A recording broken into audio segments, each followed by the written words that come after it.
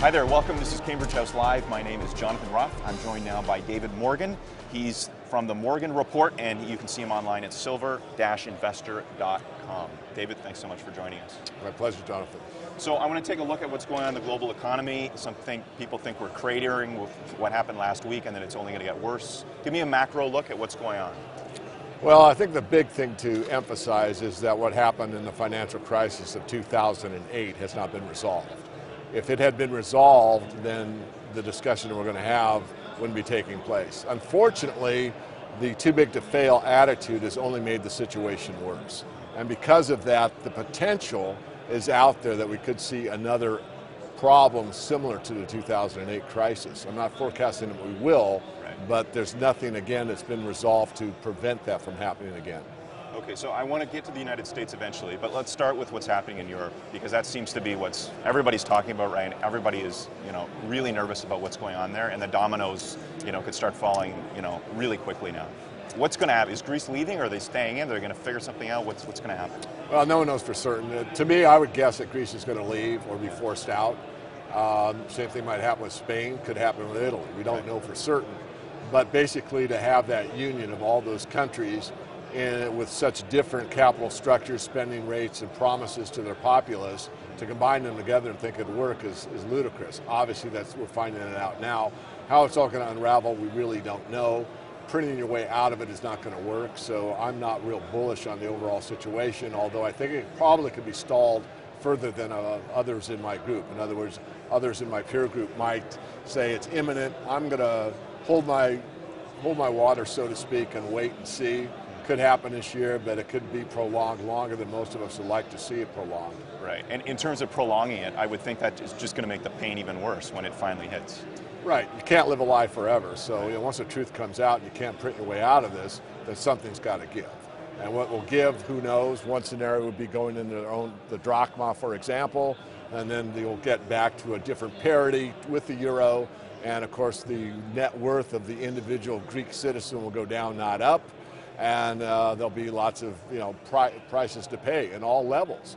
Basically, governments, sovereign debt as we refer to it, are out of money. And the only way you can get yourself to resolve that is to grow your way out of it. Well, the way you grow your way out of it is the populace of the country. If the populace is broke because their governments have promised too much, it cannot be done. It's physically and mathematically impossible. Right, okay. Let's move over to Asia now. China, we've seen a bit of a slowdown going on there. India as well. What do you see happening there long term? Well, the two big capital markets that have made this system continue has been India and primarily China. Yeah. And it's been taking the debt, or buying the debt of the United States primarily, taking those paper assets, if you will, and converting them into hard assets. Right. China's been looking at the commodity sector for quite some time, been a huge buyer of copper and other metals, and they've really had a growth engine. Unfortunately, they've caught the Keynesian disease along with everyone else, and they've overbuilt. Huge misallocation of capital in the real estate market, for example. They've got, I think, 62 million apartments that are empty right now. That's twice the population of Canada. That's every citizen in Canada having 2 apartments, but they're unoccupied. So that's one problem.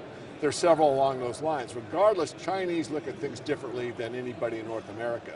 They don't look at things as next quarter's earnings or 2 years out or even a 5-year plan. They look a couple of generations out. From their perspective, it may be obviously overbuilt temporarily, but longer term maybe not. I'm still bullish on China overall, but I think there are going to be, obviously there's going to be a slowdown here. Whether they overcome it or not, I think they probably have a better ability to overcome it than, say, Europe does, because of their long-term view and their asset base. They know what to invest in, and that's hard assets, and they'll continue to do so.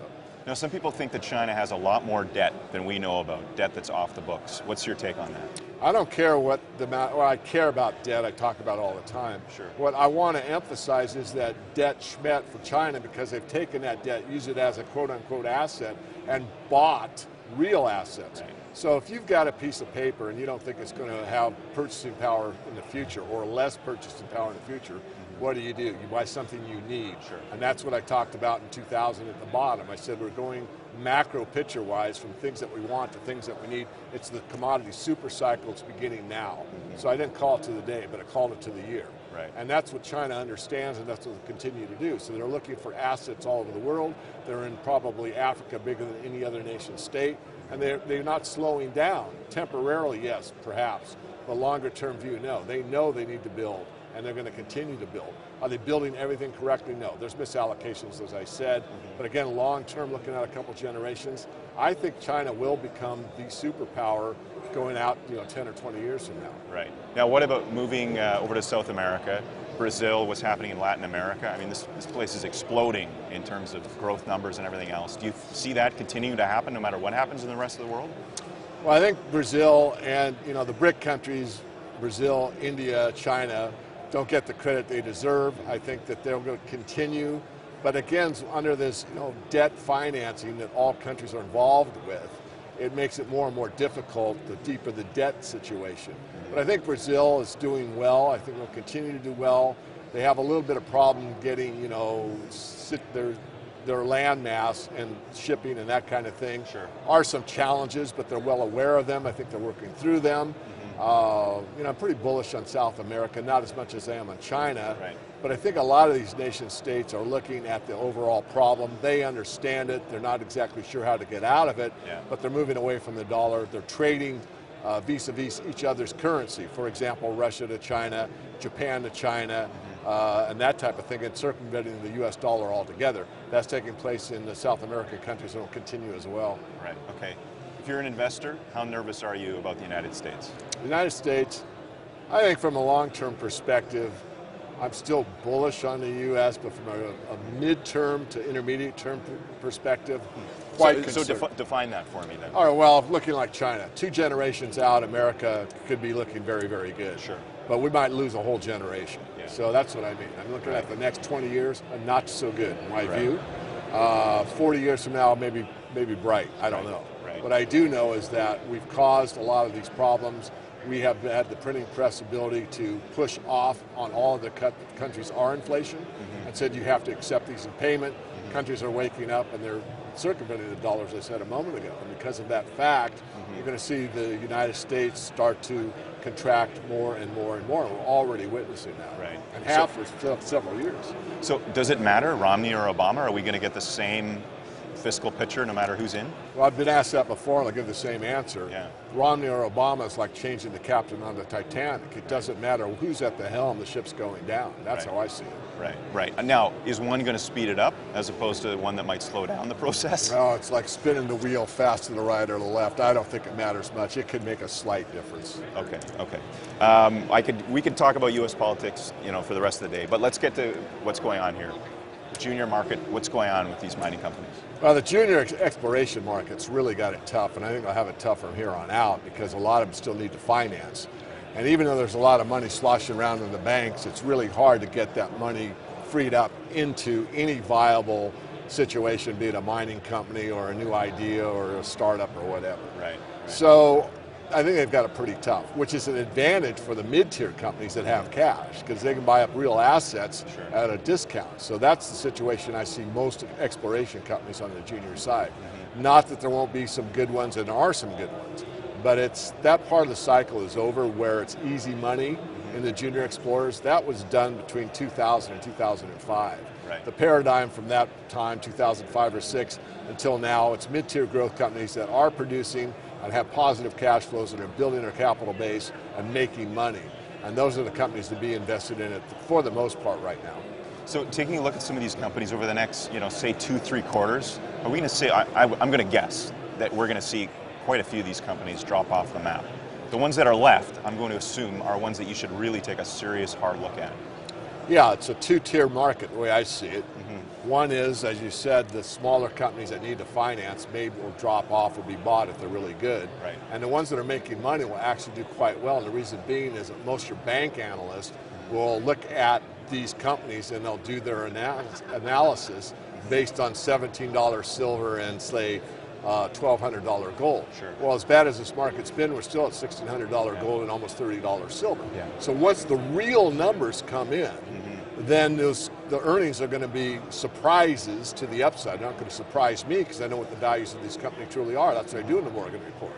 But the analysts on Wall Street would be shocked. Yeah. Well, what other business model do you look at when an analyst does a study on a stock and says what their price to earnings ratio is? Right. They don't assume that Walmart that their earnings are going to be less than what they projected the quarter before, and take a 30 or 40% haircut and say, well, that's their earnings. But they do it in the mining industry all the time. It's ridiculous. It really, obviously, is one of my pet peeves. Right. I don't think it's fair. I think they should take an average. They take the average. Why do you think that is? Why does Wall Street do that? I think that my What's take, behind that? I don't know. I mean, I'm not a big conspiracy guy. Sure. They're being conservative, and I don't mind that, but for conservative, take the average price over the last year. If you take the average price of silver in 2011, you're looking at $35 an ounce, which is higher than it is right now. Right. So you'd be underperforming this year based on $30 silver, but nonetheless, it'd be more accurate. Right. But you know, I don't like the idea that they'll always be rating what the earnings are in these gold and silver companies basis some fictitious number they pick out of the air when the real earnings are available just by knowing what the prices are, at least an average price. Right. So what do you think is going to happen with silver over the next, let's say, 3 months? 3 months, I think it's going to work itself up. I think you're looking at probably the bottom. I think we've probably seen the bottom for silver. I'm almost certain we've seen the bottom for the mining shares. Sure. And the shares usually lead by about a month, so I'm looking for probably a bottom either now or by late June. Okay. And then you'll see silver work up, probably well over 30, probably in the $32 range. I'm looking for 40 by the end of the year, and it could accelerate above 40 quite easily. But I think we have, you know, a lot of overhead resistance. I mean, I do the commodity side as well as the mining side. I know the market from different aspects. Right. And the aspect on overhead resistance, either the stock market or the commodities market, puts a damper until you get through those stale longs, as they're called, that want to sell back and break even. Until that's worked off the market, you really can't move significantly to the upside. That will happen. What about gold? Gold I'm very bullish on as well. Yeah. There's not Are as you much, one of these guys that's, 8,000, 10,000, this kind of stuff? You know, I'm more practical. No one knows the top price of gold, at least not yet. Yeah. But you know, before we get to 8,000, we got to get to 2,000. Right. So let's get there first. Sure. My price back in 2000, the year 2000, was $2,500 gold. Really? We're not there Okay. yet. My Yeah. price on silver has been $100 an ounce. Right. So if you look at that ratio, I'm saying a 25 to 1 ratio. I think it's going to be better than that for silver. I think silver will outperform gold. It has so far. But you know, let's wait and see. I mean, I'll reevaluate it. One thing about the work I do is I pretty much let the market dictate what our projections are rather than pull some number out of the air. thin I air, tell you how I get my numbers. Right. Most people don't. Right. Okay. Well, listen, I think that's all we've got for you today. But we know the next show we're going to have you back because you're fantastic. So appreciate your time today. Always my pleasure. Thank you. Okay.